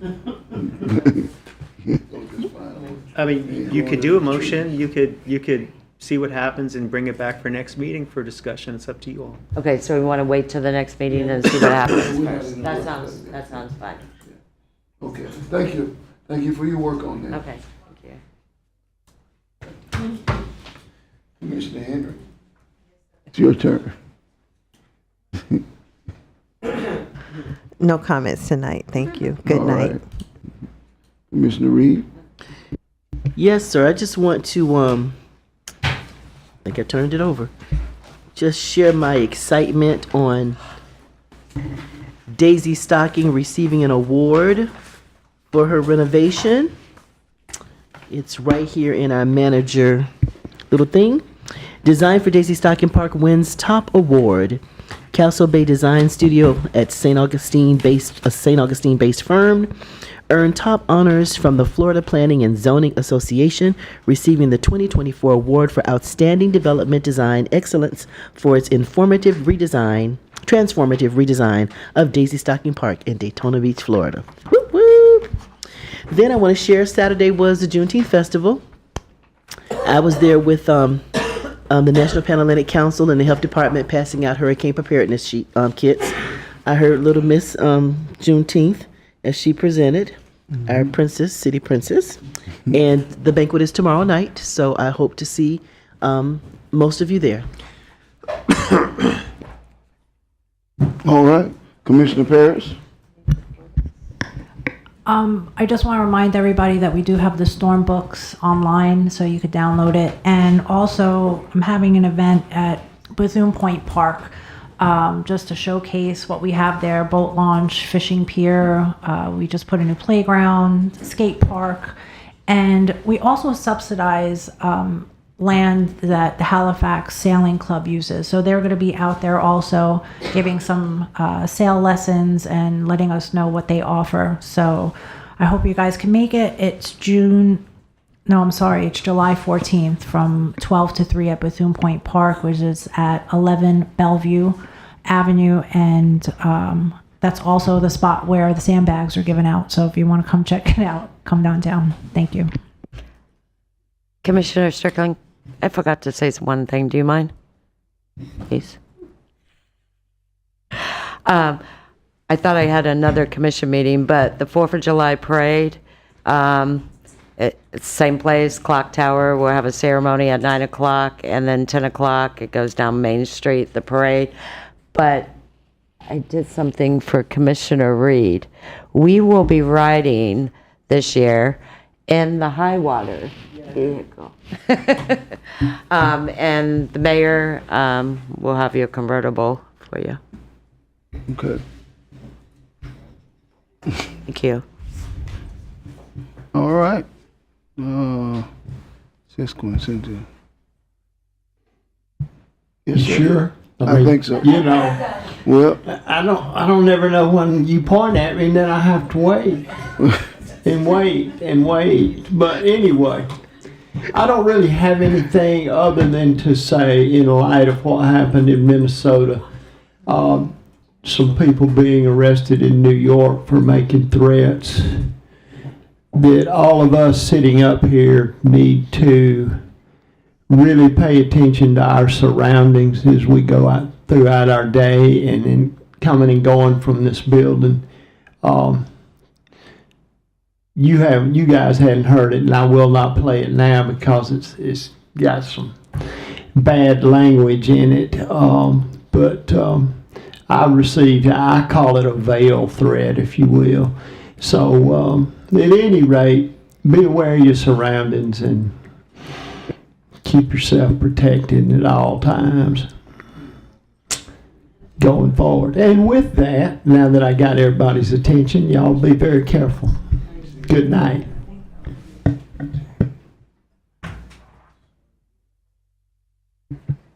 So I was happy to have attended the Sunday's event at Daisy Stocking Park, and I saw Commissioner Reed, and she had a chair, and I got up and danced a bit, and I had a really good time. It's a little hot out there, but it was very pleasant to have everybody out there, just sitting in different parts of the community coming together. Very pleasant afternoon, so thank you for that. We'll be at the Juneteenth banquet, looking forward to it. This past week, there were a couple of meetings I had to attend. One was the regional district event for AHAC, our affordable housing, and I would say that Daytona Beach does a really, really good job with affordable housing compared to other counties and other cities in Florida. What they found interesting was our nonprofit agreements with Home Spring Hope. The one nonprofit most cities partner with is Habitat for Humanity. And so hearing that we're dealing with other nonprofits was a bit innovative for them. They also have something called SPUD, small housing developments, designed for small footprint homes, so tiny homes. So they actually have development units just for that. And some cities further south are actually starting to pull that one off. Told them about our linkage fee and our additional taxes that we'll be using toward affordable housing. That was new to them also. So Daytona Beach, as a commission, we're doing a lot. Then today we had the AHAC meeting downstairs, and fantastic meeting. They had a city representative discussing exactly what you get when you do affordable housing here. And we offer a lot. There's a lot of things that we're doing. The presentation was fantastic. And Mr. Thomas, who did the presentation? Paul Masalam? Fantastic, fantastic. Also, they've taken all the definitions in the book and laid them out. So you can, they said this is how you access the information.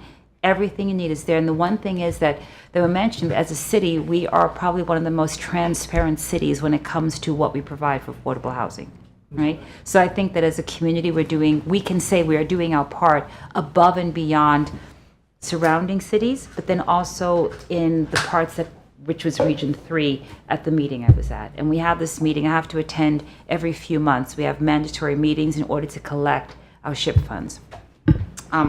Also, I want to say that I'm watching the evolution of Jackie Robinson Ballpark take place. And I find that I'm becoming more and more excited. I see bricks coming up, I see construction. The construction seems to be done very neatly. It's not imposing too much. You can still drive through there. The ballpark is still very usable. So I'm excited to see where this lands, On Saturday, I went to an international day that was not held in Daytona Beach, but I wanted to attend it because for years I've wanted to do something multicultural. One of my forays in is with the Filipino American Association. They actually had their event on Saturday, and they were at the Seabreeze Auditorium on stage. And this is a performance team that comes from, they travel the U.S., they come from the Philippines, and they do cultural classical dance. And they're all students. And they promote the Filipino culture and dance. Next time I'll have some video for you.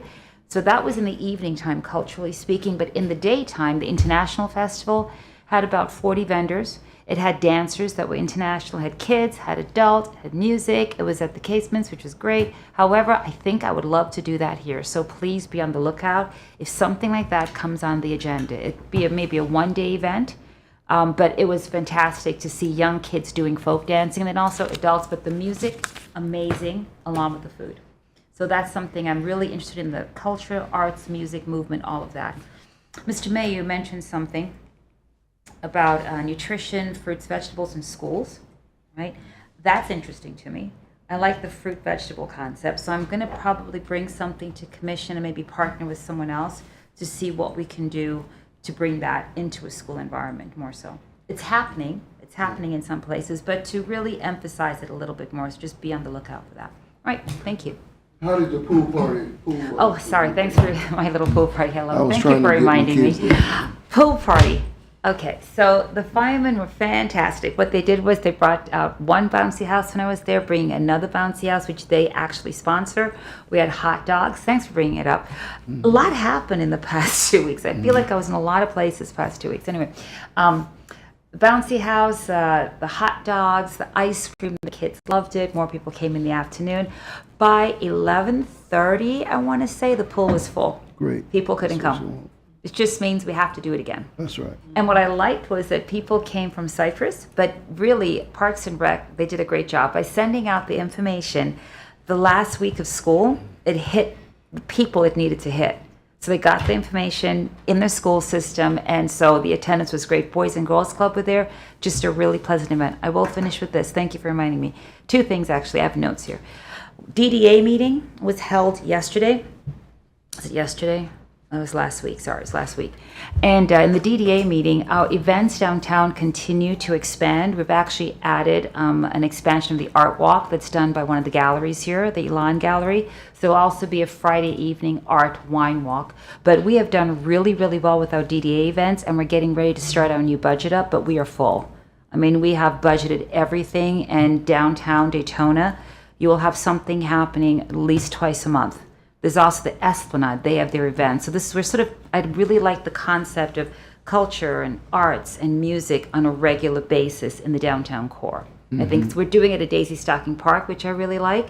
And so Cypress as well. So doing it all around, I think it's a good idea. I'd like to do more at Dixon Center in the future. Also, let's talk about it. Are the evaluations in? Have you submitted your evaluations to the city manager? Has everybody turned in their evaluation? I have not. Could we please do that? Attend Who to am I? that? Is you? Yes, sir. Okay. If we could get to that, pardon me? Someone send me an email tomorrow to remind me. Yes, I believe they already sent it. They sent it a while back. Yes, he did. A while back. So could I've we, never- if we could, that would be wonderful. I can Thank do you it so now. very much. Okay, thank you. As soon as possible. Like maybe give yourselves a month to really reflect. I don't need a month. Speak among yourselves, personally, interpersonally. Exactly. Thank you. Okay. Mr. Mayor, may I interject before you say something? Yes. I thought about this when Commissioner May talked about the pool party. Aqua Zumba. Oh my goodness. I absolutely love it. I went last Thursday. I went yesterday.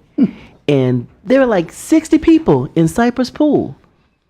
Elegant Fitness, which is Monica. The city, of course, Sigma Gamma Rho Sorority Incorporated, and Health Market Plans are sponsoring this. It's free. You just show up and get in the pool. She's on the side of the pool showing us what moves to take.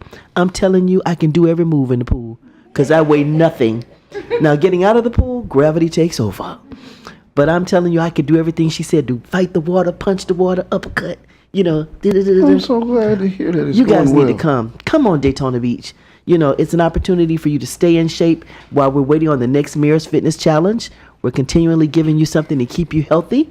You need to check it out. It's 6:30. I need to post about that. Yes, 6:30 on Tuesdays and Thursdays. I'm gonna add Aqua to that. Zumba. I mean, I've always said I like that we continue our mayor's events because I always say what happens the rest of the year for fitness, you can't just do it, those few No, months. you gotta keep So going. exactly. So actually, I saw in here. Dickerson is doing their line dancing. They'll be having Friday night line dancing, and I believe I'm sponsoring some of it just because I want to encourage you to come and have a nice time. It's so hard as an adult to find something to do that's sort of healthy, no alcohol, where you can just dance, listen to music, and have a pleasant time. So I think this is really nice. It'll begin June 27th from 6 to 9, and it's every fourth Friday. So it's a great, I like dancing. It makes you happy. Every community event I've noticed, when we get together, we realize that we have more in common than we really think. And you get to see people you haven't seen in a while. And I think that we as a city, we do a lot for the community. We do. And I like that we're doing it for free because these things cost money. Money is tight, so you always have a place to take your family. But this is more adult, from 6 to 9. So I think it'll be a very pleasant experience for everybody. It starts June 27th. Well, that's 69 on Friday. She offers it. I go on Mondays at 6:30. She does it on Wednesdays at 6:30. She does it on Fridays at 3 p.m. Who is Monica? Tweety. Eldra. Oh, I need her phone number because I got it for my you. wife wants to reach out to her Okay. for something. Okay, And great. Mayor, can I Yes, ma'am. interrupt you now? That's all right. I was just started thinking when you said something about tiny homes. I would like all you guys to look up the Tunnel of Towers Foundation, Tunnel to Towers Foundation. Have you ever heard of them? You have heard of them. Okay, well, I've been trying to work with them for a couple years now. They are interested in Daytona Beach. And look what they did over in Tampa. And they said, wouldn't it be cool to do the same thing here? So they have it on the, west and east coast. So look it up, Tunnel to Towers, because we do have a meeting, the manager and some of the staff and I, and they can build a community. And if we have the land, they have big donors, they pay for everything, and these homes that are given mortgage-free. Yeah, I mean, no mortgage whatsoever. So just kind of look it up, and Are they tiny homes? you can do tiny homes, you can do anything that we want the village to be. I mean, it could be townhomes, apartments, but everything is mortgage-free. But there is, I mean, it is vetted. It has to be a veteran family, a Gold Star, family, first responders. So, but take a look, and I'll let you know how the meeting goes. And Mr. Strickland is telling me no more. So. It's on He wants to camera go right there. He's got a camera. There's a camera right there. All right. Okay. Thank you. Juneteenth festival. It's been a few years since I was there all day. I try to go every year that I'm here. But it is really a good thing for our community, and I'm grateful that we have it. It's a wholesome day of just greatness. And I don't know how many people come, but thousands and thousands come through there during the day. And it's a good celebration, and it puts us really on the map for that event. Not many places have one quite as good as ours. So I'm just very excited about it. You all have been contacted by the staff, you being the commission, regarding an event, and I believe Commissioner Cantu and Commissioner Paris have responded. But you will want to engage in that process with the staff because it promises to be a unique opportunity for us to express our gratitude as a community. And I think it's going to be something special and something that you all will be proud of.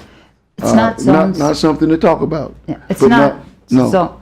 no, just, no. Oh, it's No, but the citywide. preference is, your allotment, you focus on your zone. Your zone. Yeah, okay. So, please get to work on that because it's coming up. No talking. Yeah. Talk to the staff. They'll talk to you. Okay. It's kind of top secret. Okay. Yeah, I think that was it for me. Yeah. So, yeah. Mr. Manager? Yeah. Just wanted to add. Oh, you cut, okay, yeah. You cut him off.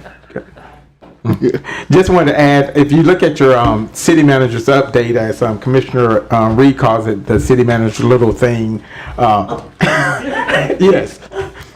Yeah, but if you look at the back, we did a professional development trip to the University of Florida on last week or the week before.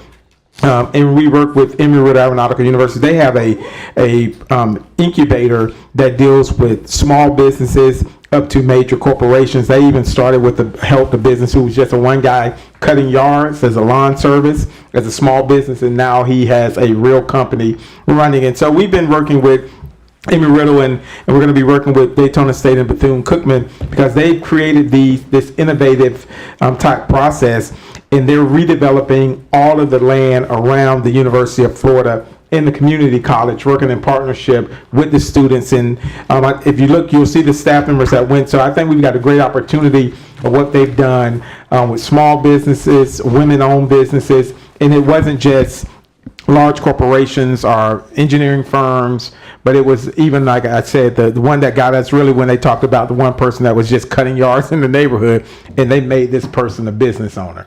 And now it's not that. And so the work that Dr.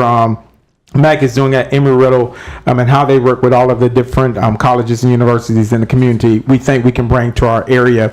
And Dennis has already started looking at particular properties that go from the back of Daytona State all the way to Bethune-Cookman and Embry-Riddle to how we can do this. Because they started out really just with support from small entities, and it is a big thing that's taking place. And just want to know, some of the trustees at Emerald were very, very shocked that we took this trip because they didn't think about it, and they were asking, why didn't you call us and let us know that you all were going up there? We could have really laid out the red carpet. But to be honest, University of Florida, when we walked there, they knew every single one of us. They came and put our names in front of our chairs.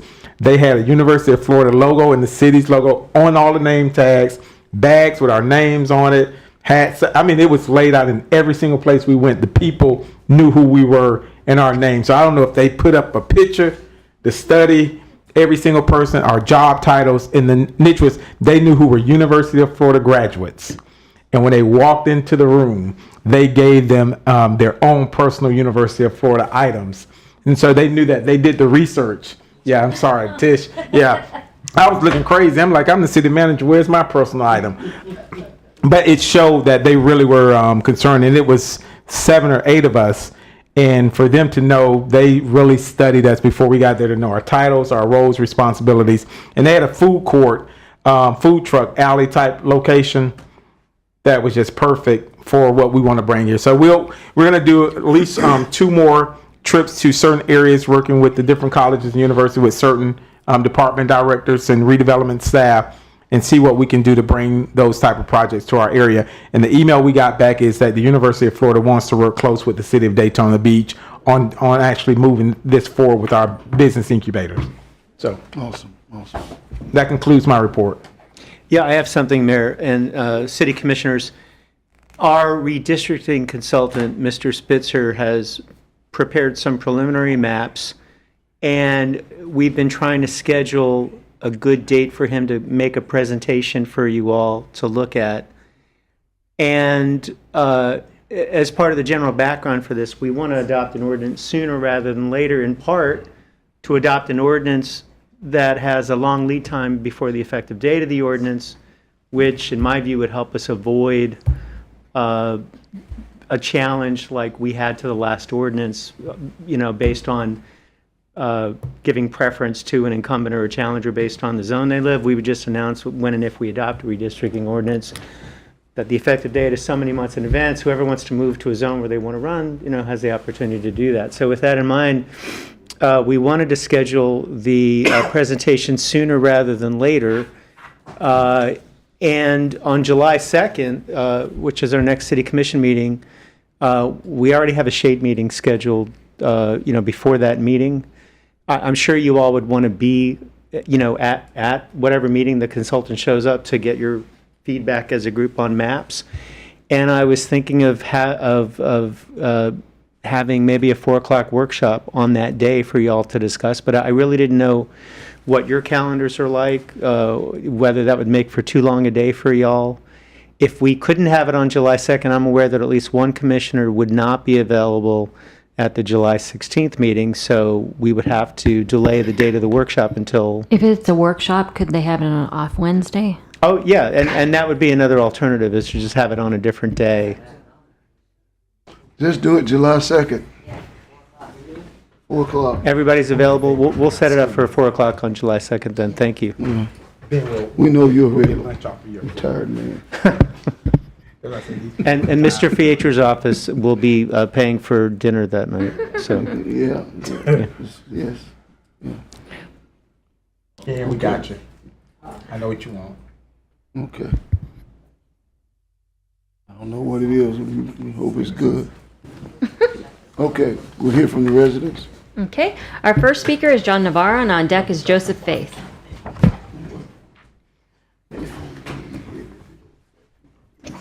Oh, really?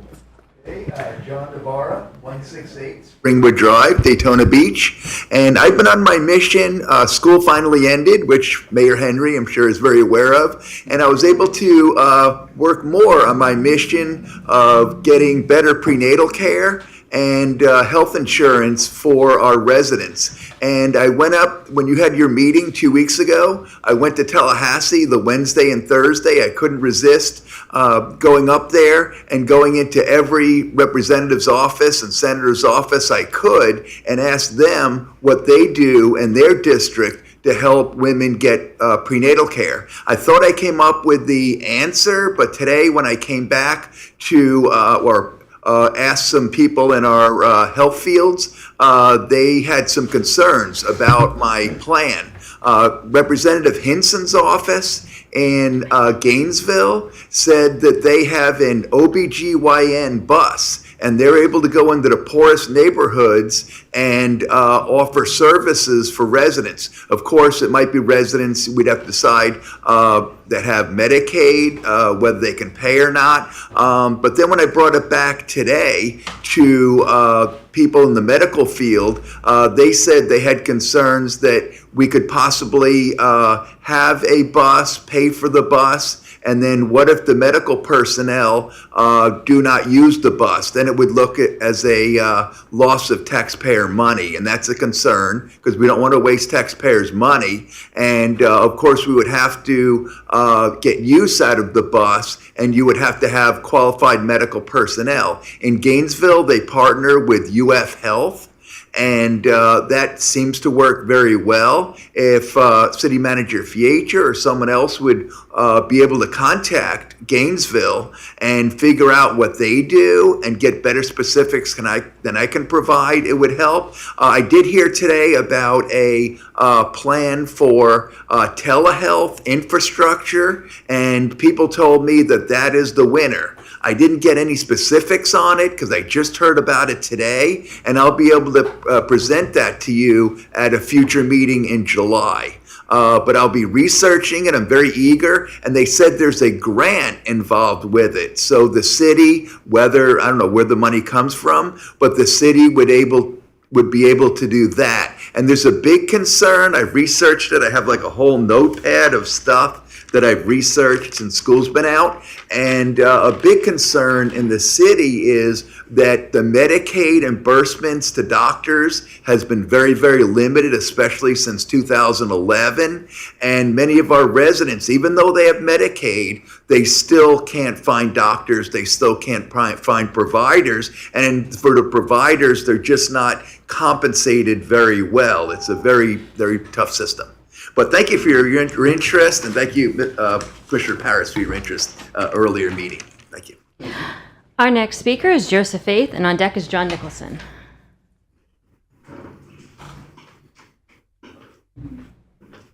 Hello, good evening, folks. My name is Joseph Faith, and I currently live at 720 Davis Street, and I'm going to try to make this as brief as possible. I know everyone's probably just as tired and eager to get home as I am, so. The reason I'm here today is, as I mentioned, I'm a resident of South Davis Street, and us building a home on South Davis Street represents a culmination of many years of us meticulously planning this home and saving up for it. We are very happy with what's going on beachside. We've always been attracted to the world's most famous beach, and that's where we wanted to raise our family. And what we find ourselves involved in now is an ongoing dispute with this hotel called the Fountain View Hotel, which is directly across from South Davis Street on A1A. And we understand the importance of tourist dollars and tax dollars in the community, and we think they should have free enterprise just like anyone else. But what's going on is they basically commandeered an old abandoned restaurant at 318 South A1A, which used to be an old Indian restaurant there that's no longer in business. And what's going on is they are renting out these condos at this hotel to 2 and 3 and 4 vehicles over the weekend period, and they don't have sufficient parking for those vehicles. And they're telling their customers that they are allowed to park on South Davis Street. There are no parking spots that are delineated on South Davis Street. There are no signs that say public parking is allowed. So what's happening, and I've brought pictures just to show the ongoing struggle of what's happening and the danger that this poses not only to the pedestrians that are going to be walking on the sidewalks of that street, but also people that visit the area. We're not able to even drive into our driveways at some point without having to maneuver around 2 and 3 vehicles. And I can pass these around if you guys would like to see what's going on. I've got several examples of what's been happening recently, and it's picked up over the summer months. If you can provide those to me, then I can put them in the record. I'll email copies out to the commission if you'll give them to Kathy. And make sure that the police get a copy of it. 'Cause Okay. It looks like they're parking illegally, looking at that, because they're parking Yeah. within a double line. Yeah, I You mean, can't it's park like basically that. freelance. It's like the wild, wild west over there. And what really spurred me to be here today is my wife was Code. involved in a car accident this past weekend. Code. Have you contacted Code or the police department on this item? Yes, I've contacted Code, the police department. No one showed up this weekend, which is why I'm here. I also contacted Sandra Stinson with Public Works just to make them aware. And this is something that I feel is going to be perhaps mutually beneficial, you know? We got you. Just, all right. That looks like illegal parking. Anyway. So I just would like to culminate by saying, I know this may be a minor and trivial matter, but we're really happy to be residents of the city of Daytona Beach. We think it's the best city in Volusia County and probably the greater Central Florida area. We just don't want to see someone get hurt or you know, a business that's for profit basically be subsidized by a residential neighborhood. And that home that we constructed 2 years ago is the first home on Davis Street in over 50 years. And we also own additional property because I'm a developer by trade, and I want to develop additional property in the city of Daytona Beach. I want to put other properties on the city's tax roll. And I just think it's a disservice to all the residents and the city as a whole. Thank you, sir. Thank you for coming and thank you for letting us know. We'll be working with you. Appreciate that. So much. Appreciate your time. Mayor, may I provide some information? I had an issue also with some residents and illegal parking. If it's impeding traffic or if it's on your private property, we have an ordinance that allows you to call the tow truck company, and we have a couple in the area, and you could just call the tow truck to have them towed without having the police involved. Mr. Manager, will you get his number and follow up with him? We have it. You have it? Okay. Thank you. Thank you guys so much. We have it. Okay. Thank you. Good evening. Okay, our final speaker this evening is John Nicholson.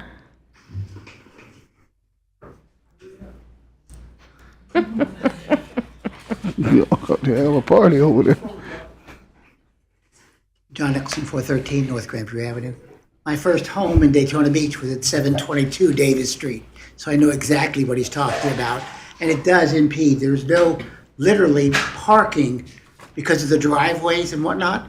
There's no place to park a car on Davis Street. So what's happening is if you saw the photograph, they're parking in the street. And you have to go around it, and it's not good. You can look at it and see it. Secondly, I did not realize that the auditor that we were looking at was going to be at the same level as our city manager and attorney. When you heard him, I want the city manager's salary, I want the city manager's benefits, and I'm just like, he's asking to be up here, and I thought he was going to be working for the city rather than managing the city. But that's the impression that I got from what he was requesting. And generally, the benefits for an employee is 1/3 of their salary.